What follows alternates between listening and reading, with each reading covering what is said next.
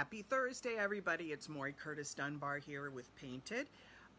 Today, we're going to continue some fun furniture and wall finishes that can also be used on small decorative items. The other day, you saw me working on some wooden cutouts that were Christmas ornament shaped and deer head shaped and a few other things. I'm going to continue on with that to show you more ideas, things that you can use on any surface that you'd like.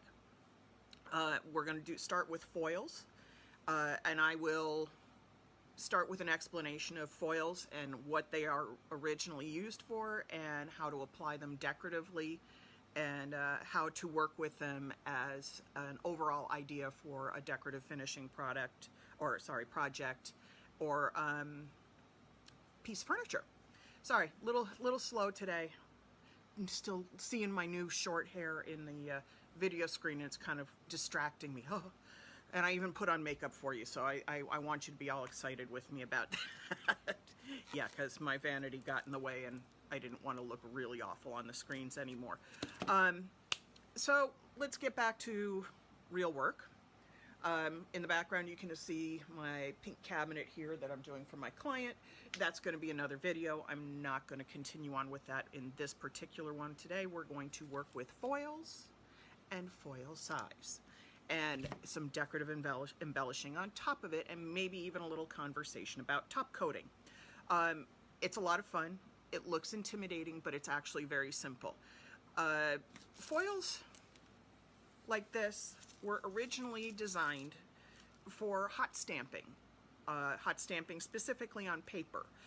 So if you ever looked at a paperback novel and it had like a super shiny icicle on it, or metallic looking silvery, or a drop, like maybe it was a murder mystery book and it had metallic red blood dripping on it, this is what was used, and it was pressed onto the paper using heat.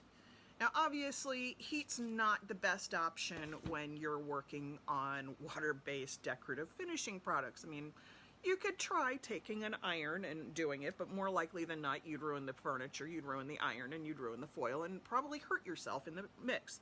So decorative finishers needed a product that would help it adhere to any surface, and that's when foil sizes came up. Now, my favorite is Faux Effects Designer Foil Size. Faux Effects Designer Foil Size is a little different than most designer foil sizes in that it actually dries hard after about 8 to 10 hours. Most sizes available on the market stay permanently sticky, requiring a top coat. Faux Effects actually has it set up so it has a nice long open time, but then does dry hard on its own, so you don't need to top coat it. Now, top coating, the reason you want to do it if you have one of these permanently sticky foil sizes is that the release of foil isn't 100%. You get little breaks in it, little gaps, and anytime something moves by it, you brush by it with your coat, or your dog walks by it, or, you know, dust, kids spill something, it then sticks to that sticky surface and becomes a permanent part of your finish, which is generally not really a pretty look. So Faux Effects, when it dries hard, you don't have that stickiness happening after about 8 to 10 hours. Now, it says here, roll or brush on, allow to dry film to tack at least 15 to 30 minutes before applying any additional coats or your foil. I don't need to put a secondary coat on it 90% of the time, unless I've done a really bad job of applying the size. One coat is enough.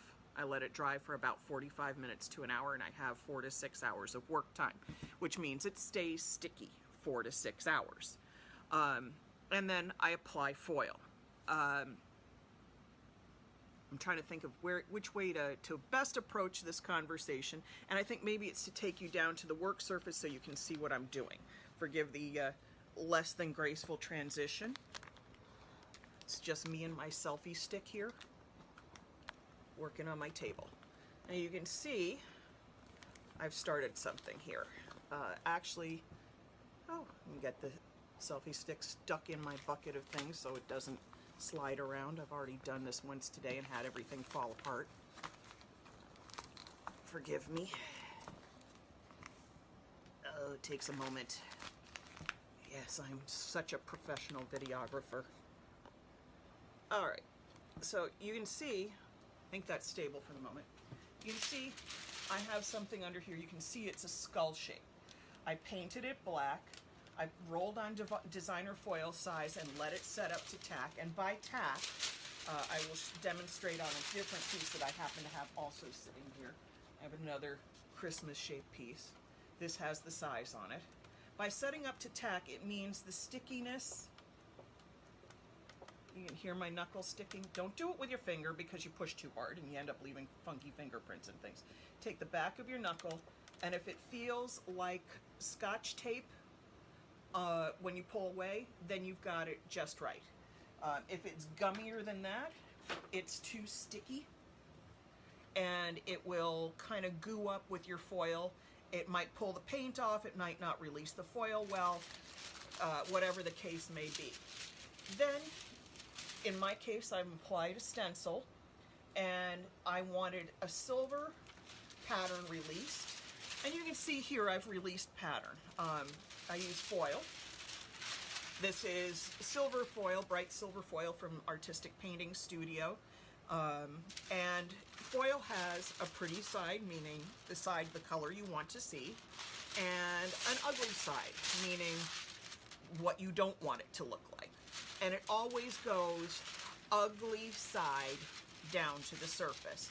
Now, I've done most of this because it's a pretty complex pattern and it takes a little work to get all the details filled in, but I've missed a spot or two, so I'll go back in and show you what I mean. I'm going to take this foil, I'm going to put it over that little heart that had no silver in it, and right now I'm just scrubbing it with my fingernail. If I was doing the whole surface, I would take a scrub brush and scrub like this and scrub like this. If I scrub in circular motions, it releases this metal look in that circular pattern, so I don't want to do that. But at this point, I'm going in just catching a few little details here and there with my fingernail where I missed it, and see I filled it in. Oh, and I can see a little dot that needs a little more there, so I'll go in with my fingernail. And I can pull it, put it down, and pull it back and check my release. And you see what happens here. I'll show it to you better on this. Wherever the glue has gone, pulls the foil off and leaves a transparent film. You can see my fingers through here, sort of. Well, not really. Doesn't show well. But you put ugly side. So buy it from... I'm trying to think of all my different manufacturers for stuff because there are so many. And then you hear me cursing and don't see a whole lot. So since I've yet to figure out how to merge videos, this will be in 2 parts, edited without the swearing from the last one since I dropped everything on the floor. And we'll get back to what we were discussing before.